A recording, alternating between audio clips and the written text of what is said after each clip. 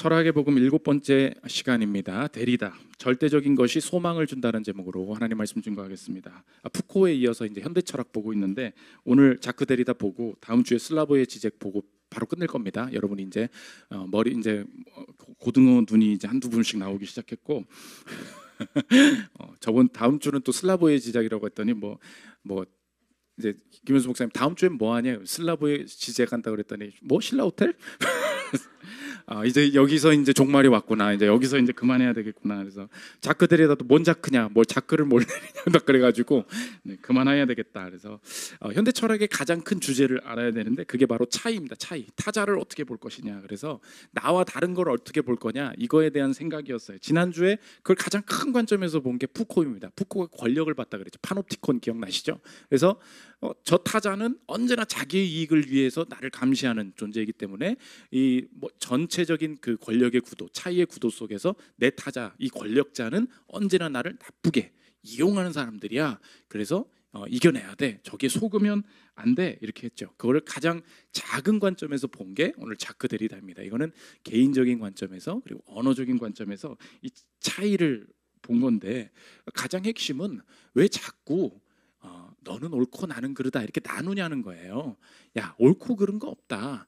너는 맞고 난 틀리고 너가 우월하고 나는 열등하고 그런 거 없다. 자꾸 이런 방식으로 차이를 보지 말자. 그래서 푸코는 권력 중심으로 본 거예요. 큰 관점에서 저 권력은 이익을 추구하는, 나는 이렇게 서민, 그러니까 나는 핍박당하고 착취당한다. 그리고 데리다는 개인적인 관점에서 이 차이를 없애려고 한 사람인데, 이 데리다의 통찰을 보고 우리가 무조건 뭐 철학을 비판하고 그런 게 아니라 이 사람은 많은 이야기를 했습니다. 훨씬 더 데리다는 많은 이야기를 했지만 우리가 가진 복음의 풍성함을 데리다 이야기에 비추어 볼 때 우리가 얼마나 풍성한 복음을 가지고 있는지, 내가 이 복음을 다시 깨달을 때 삶에서 어떤 복을 누릴 수 있는지 살피는 시간 갖도록 하겠습니다. 세 가지로 볼 텐데, 첫째로 데리다의 통찰입니다. 데리다는 1930년대에 그러니까 프랑스인인데 알제리 출신이야. 그러니까 유대계 프랑스인인데, 그러니까 언제나 자기는 타자였던 거예요. 프랑스에 가면 Where are you from 했겠죠. 뭐주 했겠지. 뭐 프랑스에서는 뭐 영어를 쓰진 않았겠지. 근데 이제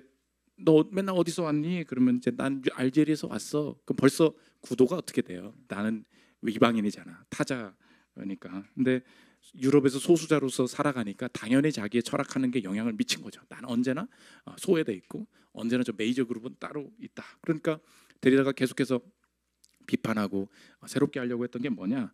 이항 대립 구도, 그러니까 디코토미라 그러죠. 그러니까 이 선과 악이 둘로 나누는 이분법적인 거를 다 버리자. 그래서 이성과 감성이 있다. 뭐가 좋은 거냐? 이성이 좋고 감성은 나쁜 거다. 이런 거 이렇게 하지 말자는 거예요. 선과 악이 있어. 뭐가 옳은 거냐? 아니다. 악한 것도 옳을 수 있다. 남성과 여성이 있다. 누가 센 거야? 누가 우월한 거야? 남성이 우월하지. 제발 그 소리 하지 말아라. 음양의 원리, 우리 이제 동양에 따르면 뭐 그런 거 하지 말라는 거예요. 우유부단하다. 우유부단하면 늘 그 어리숙한 거냐? 그렇지 않다는, 결단이 있다. 그것만 좋은 거냐? 그러니까 한쪽은 플러스고 한쪽은 마이너스라고 생각하는 그 사고 방식, 그게 우리의 삶에 타자를 사랑하지 못하고 환대하지 못하게 한다. 그래서 삶을 전체 이항구도로 대립으로 보았던 성경의 인물들도 나오죠. 바리새인들이 그렇게 본 거예요. 데리다는 이게 싫었던 거야. 마태복음 9장 11절 보십시오. 바리새인들이 보고 그의 제자들에게 이르되 어찌하여 너희 선생은 세리와 죄인들과 함께 잡수시느냐? 그러니까 싫어했던 게 뭐예요? 바리새인들이 왜 자꾸 쟤네랑 먹어? 더러운 애들인데. 그러니까 이 이항 구도를 예수님이 깨려고 하셨고, 그러니까 데리다의 마음과 예수님이 보여주신 거는 똑같다고 할 수 있죠. 데리다의 문제 의식은 똑같았다고. 왜 이렇게 구별하느냐? 그래서 인위적으로 나누는 건 옳지 못하다. 그래서 데리다는 다 때려부시자고 하지 않았고 언제나 그래서 말하는 게 가변적이라는 거예요. 어떻게 될지 모른다, 변한다. 그래서 이것만 할 거야. 데리다의 핵심적인 언어는 차연입니다. 차연이 뭐냐면 차이와 지연을 합친 거예요. 차이는 뭐예요? difference. 지연은 뭐예요? differ. 그러니까 차이, 내가 진짜 이거를 알려면 확실하게 모른다. 뭐냐면 사랑이 뭐야? 이렇게 물어보는 거예요. 사랑은 감정인데 뭐 기쁘기도 하고 그런 거야. 그래? 기쁨은 뭔데? 기쁘다는 건 말이야. 뭐 이렇게 뭐 웃을 수 있고 뭐 해학적인 뭐 해학은 뭔데? 계속 물어봐요. 그럼 사랑은 뭐예요? 의미가 명확하지가 않죠. 그거라는 거예요. 명확하게 잡히지가 않는다. 마찬가지라는 거. 인생은 이건 선이고 이건 악이야. 진짜 그래? 이 아닐 수도 있어. 지금 이 벌어진 사건이 악한 것처럼 보이지만 이게 선일 수도 있어. 그래서 그 데리다가 좋아하는 그 헬라어 단어가 뭐냐? 파르마콘이야. 파르마콘 얘기를 뭐냐면 이 파르마콘 이중적인 의미가 있어. 약이야. 근데 독이야. 두 의미가 같이 있다는 거예요. 이 약은 약이 될 수도 있고 독이 될 수도 있다. 그 현대사상 인문이라는 책에 나온 얘기인데 그분이 설명하는 거예요. 데리다 인용해서 들어보십시오.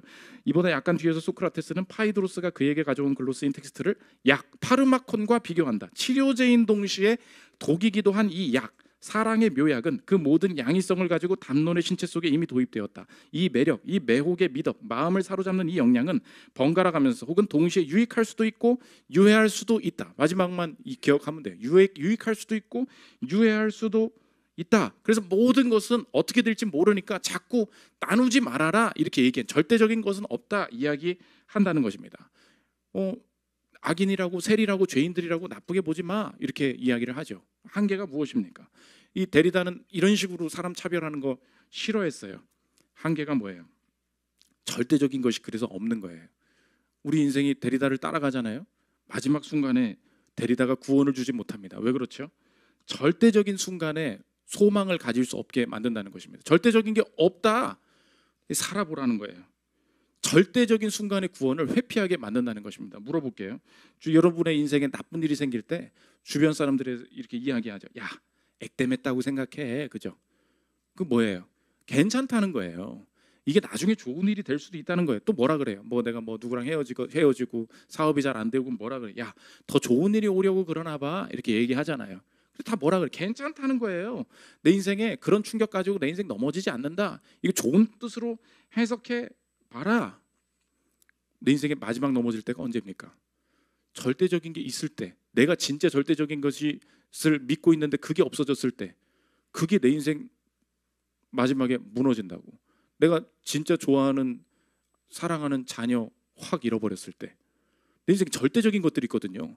내 부모 잃어버렸을 때, 내가 평생에 모은 돈 한순간에 날렸을 때, 그 평생에 되게 실실실거리면서 살아요. 사람들이 괜찮아, 액땜이야, 훨씬 더 좋은 일이 일어날 것 같아. 그러니까 모든 것을 어떻게 돼? 다 괜찮아, 그렇게 넘어가는 거야. 이건 다 모든 것은 절대적인 건 없다. 어떻게 될지 모른다 가다가 이 데리다 말이 맞아 보이거든요. 마지막에 다 무너져요. 이 세상에는 내가 붙들고 있는 절대적인 것이 있다. 그래서 W.H. 오든이라고 2차 대전 때 그 미국 시인인데, 이 사람이 히틀러 보고서 주님 앞에 돌아왔어요. 무신론자인데. 왜냐? 얘 지옥 가야 되는 거 아니야? 근데 얘를 보고 아니야, 좋은 일일 수도 있어. 이게 말이 되냐고. 그 자기는 인생에 절대적인 하나님을 지워놓고 사람들이 교육시키고 선한 일 열심히 하고 살면 된다고 생각을 그걸 가르치면서 살았다는 거예요. 근데 역사적으로 절대성이 필요한 순간이 오더라. 오든의 고백이에요. 들어보십시오. 자유주의 사상의 전체 흐름은 절대 기준에 대한 믿음을 허무는 것이었다. 자유주의는 이성을 심판자로 만들려 했다. 하지만 봐요. 삶이란 가변적 과정이므로 약속을 지킬 근거를 인본주의에서 찾으려는 시도는 내가 불편하면 언제든지 약속을 어겨도 된다는 논리적 결론을 안고 있다. 삶은 늘 변한다라고 사람들이 얘기하고 다닌다는 거예요. 나 그거 괜찮은 줄 알았다는 거예요. 근데 마지막에 자, 우리 서로 쳐들어오지 맙시다. 아무리 약속을 해도 히틀러가 내가 원하면 할 수도 있는 거야 라고 말하면 이걸 제어할 사상이 없다는 거예요. 근데 이분은 그래서 절대적인 것이 필요하다는 순간을 알고 그리스도께로 돌아오게 되었다는 것입니다. 오늘 여러분의 인생에 적용인데, 하나님이 내가 절대적으로 두고 있었던 것이 무엇인지 깨닫게 하시는 순간이 옵니다. 그거 복이에요. 그거 주님 인도하심이에요. 그거 주님이 날 버리신 뜻이 아니에요. 내 인생에 싸그리 모았던 돈 있죠? 리플이 다 가져갔죠? 이렇게 하면 딱 걸려. 너구나. 이제 목사도 이제 분별할 수가 있어. 갑자기 고개 숙이는 사람 있고요. 갑자기 나도 모르게 웃음이 나와. 그러면 너구나. 네가 다 넣었구나.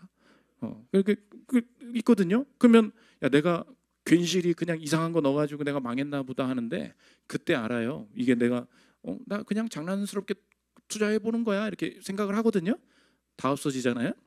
내가 잘못했나 보다 생각하는 여러분 소망 가지십시오. 주님이 내 인생의 절대적인 게 뭔지 깨닫게 하세요.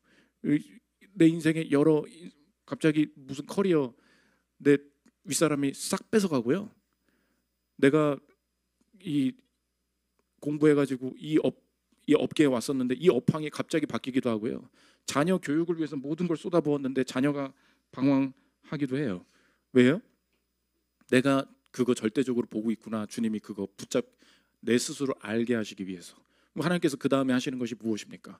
그게 무엇이든 이 세상에 제일 사랑하는 여자친구든 제일 사랑하는 자녀든 그것이 하나님의 절대적인 붙잡으시는 사랑을 가로막는 게 될 수 있다는 거예요. 하나님 그래서 오늘 얘기했죠. 불 가운데 걸어갈 수 있다. 내 인생에 폭풍 가운데 하나님께서 빠지게 하실 때가 있다는 거예요. 왜요? 그래야 절대적인 것 붙들거든. 그럼 하나님께서 그 다음에 하시는 일이 무엇입니까? 절대적인 것은 내 인생의 절대적인 것은 이 땅에 없구나. 그거 알게 하시는 거예요. 그래야 밖에 걸 붙들거든. 그때 바뀌는 게 뭐예요? 이 땅에 있는 것을 의연하게 받아들이고 앞으로 갈 수 있는 거예요. 제가 고등학교 때 논술 준비를 하는데 돈도 없어서 논술 준비도 오래 못했어. 마지막에 하는데 제가 진짜 인생 확 무너지는 말 얘기했었죠. 마지막 학원을 딱 갔는데 진짜 열심히 써가지고 선생님한테 일타 강사야 줬어. 창희야 딱 넌 이렇게만 안 쓰면 돼. 그날 내가 내 방에 들어가서 혼자 울었어요. 엄마 모를걸? 너무 충격인 거야. 요렇게만 안 쓰면 된다고. 이게 뭔 상처예요? 난 열심히 공부했거든. 근데 이렇게만 안 쓰면 붙는다. 그럼 이렇게 쓰지. 너 잘못 살아왔다, 잘못 공부했다 그 소리잖아요. 내가 그 방바닥에 앉아서 의자 밑에 이렇게 알고서 어떻게 살아야 됩니까, 주님? 그리고 인생에 내가 이게 전부다, 이것만 하면 된다라는 걸 하나님 팍팍 쓰러뜨리실 때가 있다니까. 근데 그리스도인들은 하나님께서 그거 나 버리셔서 그런 게 절대 아니라고. 내가 회사 취업할 때도 아직도 기억나는 거 책에도 많이 썼잖아요. 그 외국에 증권사 가고 싶어가지고 내가 너무 좋아하는 날 아껴주는 선배한테 가서 물어. 거기 골드만삭스 어떻게 갑니까? 형님 어떻게 갑니까? 창이 가고 싶지. 이리 와봐 내가 알려줄게. 1번 넌 다시 태어나야 돼. 거기 서울대만 받아. 서울대 아니지? Born again. You must be born again. 넌 거듭나야 다시 태어나야 되는 거라. 그럼 뭐야? 인생 존재를 부정당하는 거잖아. 이해되십니까? 그러니까 난 절대적으로 안 된다는 거를 확 긋는 거잖아요. 여러분 인생에 그런 게 좀 느껴져야 돼요. 우리도 소개팅 막 이런 거 막 하잖아요. 많이 나가야 돼. 어플도 많이 까시고 막 열심히 하라고. 그러면 팍팍 그어요 나를. 답도 안 해 막. 방금 밥 먹고 헤어졌거든. 근데 알아서 잘 사시라고. 답장도 안 해요. 답장도. 너무 충격을 받아서 가끔 어떤 분들이 이렇게 교회 지체들이 진짜 남자든 여자든 전화 와요. 너무 충격을 받은 거야. 어떻게 나한테 이렇게 대할 수, 세상이 나한테 어떻게 이렇게 할 수 있나. 그때 깨닫거든요. 그러면 그때 절대 조급하면 안 된다고. 왜요? 이게 내 인생의 절대적인 거였구나. 그 부부들도요. 나 이제 결혼했다 그럼 다 끝난 줄 알죠? 딱 부부 들어가 보십시오. 내가 이제 살아야 돼. 우리 연봉 얼마인지 딱 나왔고 이 세상이 살기 어려운지 얼마나 나왔어. 다 계산 나오는 거거든요. 그때 갑자기 돌아버리는 남자 여자들이 있어요. 야 아껴야 돼. 야 이제 큰일 났어. 하나 꽉 꽂혀. 그래서 뭐 절대적인 투자, 뭐 절대적인 저축, 막 그냥 미친 듯이 이거 아니면 안 된다고 막 간단 말이에요. 하나님이 막 잘 가게 하시다가 마지막에 다 깨셔. 애들도 막 공부 막 잘한다 하잖아요. 하나님이 그 문제 일으키게 하셔. 왜요? 무조건 나쁜 일 주시려고? 아니라니까. 너 이거 절대적인 거 이거 무너지면 다 무너진다고 생각하는 거. 하나님이 더 큰 승리 주시기 위해서 이 땅이 절대적이라고 생각하는 그 무엇이든 무조건 놓게 하실 것입니다. 그럼 믿어야 돼요. 다 놔 다. 심지어 가끔은 그래서 목사가 헛소리도 해야 돼. 목사도 믿을 게 못 되는구나. 그래서 저한테 너무 가촉하지 말아요. 나한테 내가 답을 준다고 뭐 됩니까? 그렇지 않을 때가 있거든. 오늘도 아침에 얘기했죠. 그때 신앙을 내려놓는 게 아니라고. 그때 정말로 예수님을 붙드는 거지. 우리 교회 오늘도 오전에 어떤 분이 어떤 교회 청빙위원회 하시는 분이 온 거야. 자기가 너무 큰 위로를 받았다는 거예요. 왜냐? 교회 두짝났대. 자기 교회. 지금 교회 완전 박살났다는 거예요. 그래서 새로운 담임 목사를 구하려고 이 힘든 일을 하러 온 거야. 근데 오늘 말씀이 뭐예요? 교회 무너져도 예수님인데 참 선지자시다 그거잖아요. 하필 오늘 하루 왔고 이분 안 올 거야. 그래요. 그때 야 그래. 이 땅에 내가 사랑했던 이 교회는 박살난 것 같이 보이지만 하나님께서 내가 하는 이 일이 하나님 앞에서 절대적이신 주님 붙들고 가봐야 될 길이 있구나. 그때 일어설 수 있다. 그래서 오늘 제목이랑 똑같아요. 절대적인 것만이 소망을 준다는 것입니다. 두 번째, 데리다의 치유입니다. 두 가지인데, 그럼 그리스도인이 삶을 살잖아요. 예수 그리스도가 있고 천국이 있고 그분의 이끄심이 있다는 걸 믿을 때 내 삶의 두 가지 요소를 다시 볼 수 있어요. 하나는 상황이에요. 상황. 데리다는 절대적인 좋은 게 없다. 이 땅에서 말했어요. 야, 이것도 좋은 거야. 이 나쁜 것도 좋아질지 모르지. 자꾸 이렇게 선과 악으로 나누지 마. 그러다 보니까 이거 진짜 나쁜 건데 말을 못 하겠는 거야. 성경은 그렇게 말하지 않아요. 지금 이 차이를 부정하지 않고요. 차이를 초월한다는 거예요. 그게 오늘 본문인데 바울이 겪었던 게 무엇입니까? 부정적이라는 걸 인정한다는 거예요. 내가 내 몸에 가시가 있었다. 이걸 뭐 간질이라고도 하고 발작이라고도 하고, 근데 이걸 정확히 말을 못 해요. 근데 신학자들이 동의하는 게 뭐냐? 일부러 애매하게 썼다는 거야. 왜냐하면 우리에게 얼마나 위로가 됩니까? 여러분의 인생에도 내가 버리고 싶은데 버려지지 않는 나만 아는 나의 연약함이 있다고. 그렇게 한번 생각해 봐요. 내가 버리고 싶어. 근데 안 버려져.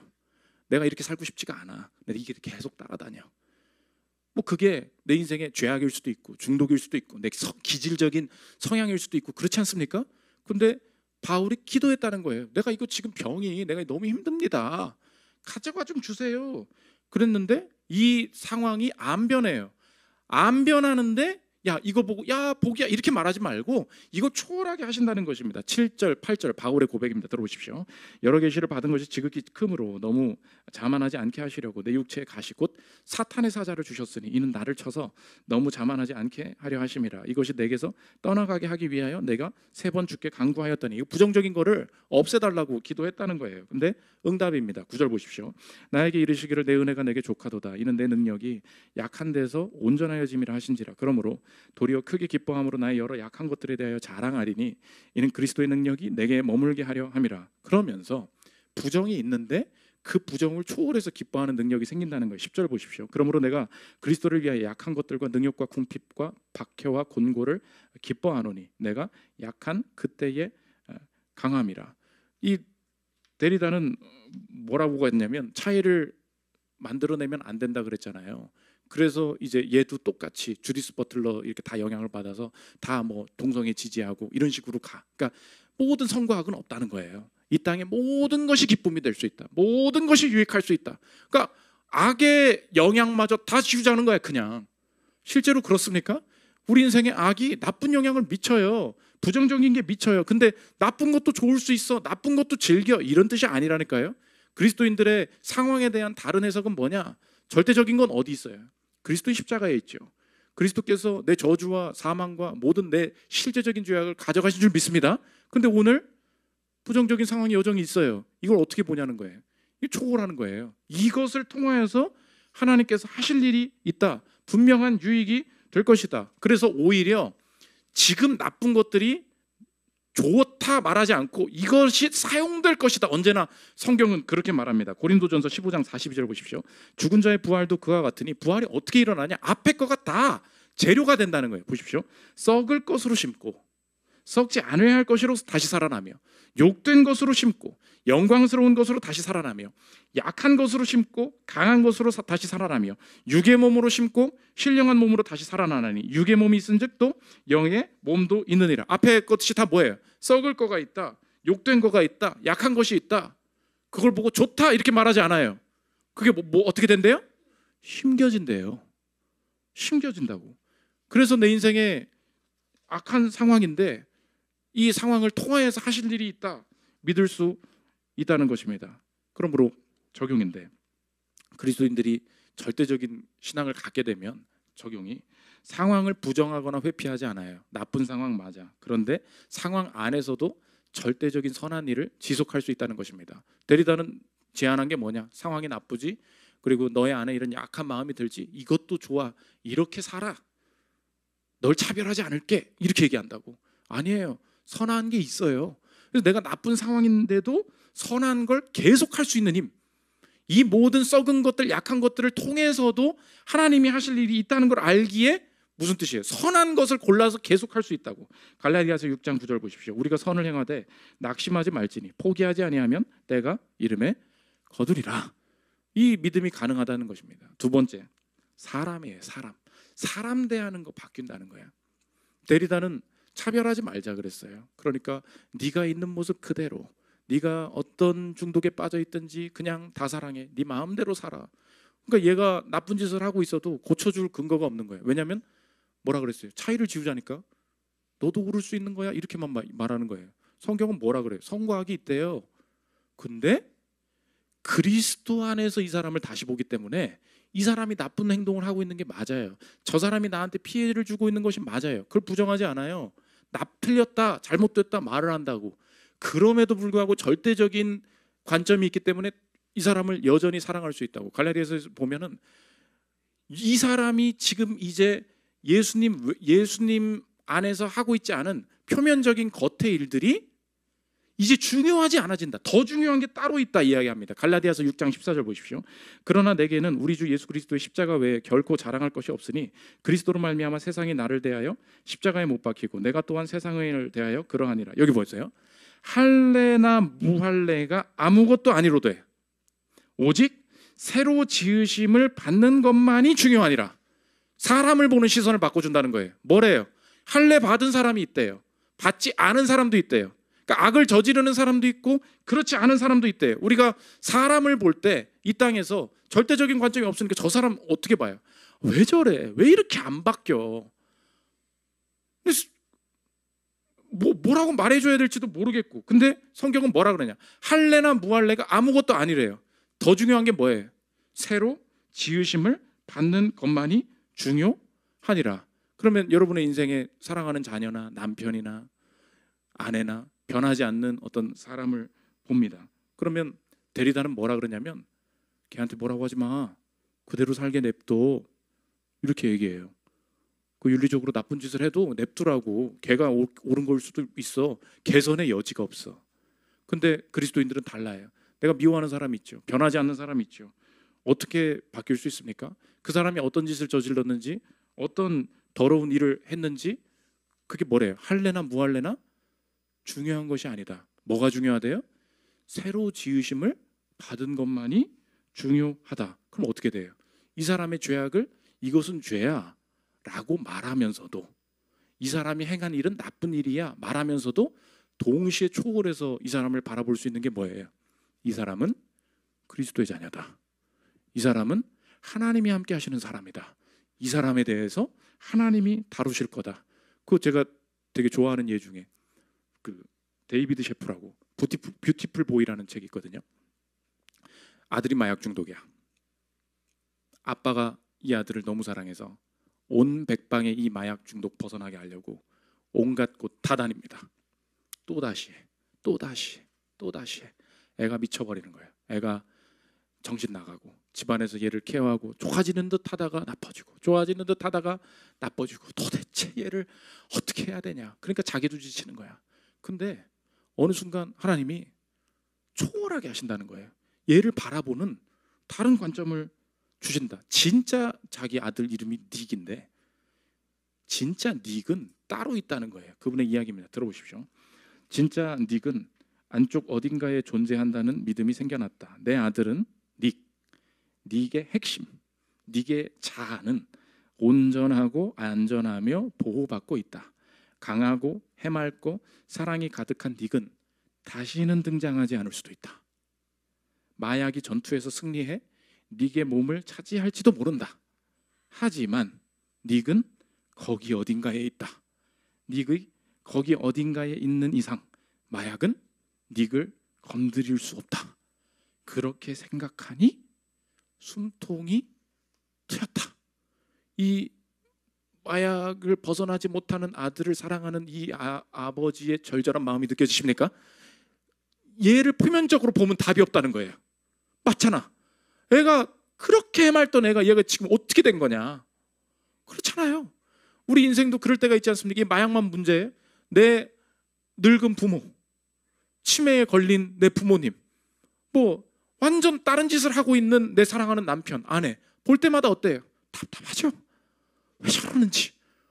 그러면 데리다의 답은 뭐예요? 저렇게 더 그렇게 살다 죽는 거야. 그게 옳은 거야. 성경은 뭐래요? 맞아. 그게 죄악이 맞아. 그게 방황이 맞아. 근데 소망을 같이 줘요. 용서의 힘을 같이 줘요. 뭐래요? 할래나 무할래나 중요한 것이 아니라 오직 새로 지으심을 받은 것만 중요하니라. 이것이 여러분의 인생에 사람을 대할 때 완전 초월적인 자신감을 준다는 것입니다. 그 사람을 하나님께서 절대적으로 붙들고 계심을 믿습니다. 그러면 내 인생이 이 사람을 향한 정죄의 시각, 선과 악을 여전히 가지고 있으면서도 그걸 가지고 절대적으로 이 사람을 정죄하지 않을 수 있다고. 그때 적용이에요. 끝까지 악을 악이라고 말하면서도 사랑하고 인내할 수 있는 마음이 생긴다는 것입니다. 하나님께서 이 차이를 넘어가게 하시는 방식은 몇 주 전에도 정죄 칼럼 하니까 사람들이 그 질문을 하더라고. 정죄하지 않는다는 게 뭡니까? 그럼 악을 행하는 걸 보고도 박수 쳐야 됩니까? 그게 아니에요. 맞아요. 그게 악한 일인 건 맞아요. 그런데 내 안에서의 이 정죄하는 마음이 사라진다고. 그러므로 너는 쓰레기야. 그러므로 너는 하나님께서 지옥 보내실 거야. 아니에요. 초월되는 관점이 생긴다는 것입니다. 마지막 세 번째, 데리다의 구원입니다. 절대적인 게 없다고. 마지막에 다른 구별이 있어. 오늘 선을 행했냐 악을 행했냐, 네가 의인이냐 죄인이냐, 이렇게 하나님께서 구분을 하셔야 되는데 다른 방식의 구원을 우리에게 허락해 주셨다는 것입니다. 절대적인 것이 있다면 우리의 마지막 질문은 뭐예요? 나는 어느 쪽이냐, 그거죠. 나는 어느 쪽이냐. 그리스도 안에서 다른 기준이 생겼습니다. 그 믿음이죠. 마태복음 21장 29절 보십시오. 대답하여 이르되, 두 아들이 얘기합니다. 아버지 가겠나이다 하더니 가지 아니하고, 둘째 아들에게 가서 또 그와 같이 말하니 대답하여 이르되 실소이다 하였다가 그 후에 뉘우치고 갔으니 그 둘 중에 누가 아버지의 뜻대로 하였느냐. 이르되 둘째 아들이니이다. 예수께서 그들에게 이르시되 내가 진실로 진실로 너희에게 이르노니, 뭐래요? 세리들과 창녀들이 너희보다 먼저 하나님 나라에 들어가리라. 요한이 의의 도로 너희에게 왔거늘 너희는 그를 믿지 아니하였으되 세리와 창녀는 믿었으며 너희는 이것을 보고도 끝내 뉘우쳐 믿지 아니하였도다. 누가 먼저 천국 갔대요? 세리와 창녀들이 먼저 갔대요. 새로운 기준이에요. 그 앞에서 우리의 인생의 기준이 다 달라지는 것이 무엇입니까? 여러분 명심하십시오. 오늘 윤리적으로 잘 살고 있는 사람들 있죠. 여러분의 인생에 이렇게 쓰레기 같이 사는 사람들이 굉장히 가짜나 보일 때가 있습니다. 저 왜 저렇게 사는 건가? 왜 저걸 못 버리나? 여러분의 인생 착각이 뭐냐? 내가 지금 의롭고 선하게 사는 거, 이거 내 능력으로 할 수 있다는 생각 때문이에요. 여러분 그게 지옥입니다. 여러분 그게 지옥 가는 생각이에요. 하나님이 그거 깨신다고. 절대적으로 붙들어야 될 게 뭐예요? 세리와 창녀가 하나님 나라에 먼저 들어간다고. 예수 그리스도께서 내 죄를 위해서 죽으시고 오늘 내가 정결하게 살 수 있는 힘을 공급하신 게 누구냐? 하나님이 내 인생 오염되지 않게 하셔서 이 자리에 있습니다 라는 이 고백 나오게 하실 때까지 하나님 그래서 어느 순간에는 여러분을 더럽게 넘어지게 하세요. 왜요? 내 마음을 내가 지킬 수 없구나. 내 행동을 내가 지킬 수 없구나. 그거 믿어야 내 의가 깨지거든. 내가 뭐가 잘났다고 하나님 앞에 이 기준을 가지고 사람한테 들이대요. 그때 말하는 거예요. 맞아, 이 행동이 죄인 거 맞지. 그 사람한테 말하면서도 그를 정죄하지 않는 거예요. 왜요? 내가 그 죄를 짓지 않는 이유는 무엇입니까? 하나님이 나를 은혜 베푸셔서 정결함을 지킬 수 있도록 해주셨기 때문에. 그래서 제가 이렇게 가끔 이제 성도들 안에서 제가 일부러 멀어질 때가 있어요. 어떤 성도들을. 근데 그 사람 보면은 요즘 잘 살거든.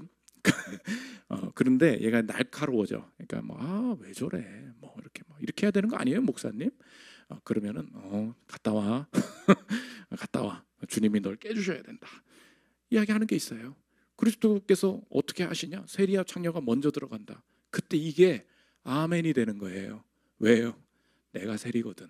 내가 창녀거든. 그때에 다시 거듭날 때 내가 선한 일을 행해도요, 이게 내게 했다는 생각이 안 들어요. 하나님, 이번 주에 잘 버티게 해주시면 감사합니다. 주님, 이거 할 수 있는 능력 주셔서 감사합니다. 모든 게 은혜로부터 나오게 된다는 것입니다. 성경의 마지막 경고예요. 분명히 갈려 양과 염소의 절대적인 구분이 있다. 마지막 읽고 마치겠습니다. 마태복음 25장 31절입니다. 인자가 자기 영광으로 모든 천사와 함께 올 때에 자기 영광의 보좌에 앉으리니 모든 민족을 그 앞에 모으고 각각 구분하기를, 목자가 양과 염소를 구분하는 것 같이 하여 양은 그 오른편에 염소는 왼편에 두리라. 인생의 절대적인 나눔이 있는 걸 믿으십니까? 오늘도 내 의로움마저 주님이 산산조각 내실 거예요. 그거 붙들면 천국 못 가기 때문입니다. 그래서 우리 교회에서는 더 많이 깨져야 돼요. 실제로 천국 가는 사람이 많지 않을 수 있다고. 윤리적인 우월함, 도덕적인 정결함, 그걸로 못 들어간다고. 하나님께서 그래서 우리 깨닫게 하신다고요. 절대적인 그리스도의 보혈을 붙들므로 말미암아 그 안에서 내게 처한 부정적인 상황을 초월하고 죄를 저지르고 변하지 않는 사람을 바라보는 그 관점을 초월해서 그리스도의 의를 이루는 저는 되시기를 기도합니다. 우리 찬양하고 기도하는 시간 갖도록 하겠습니다.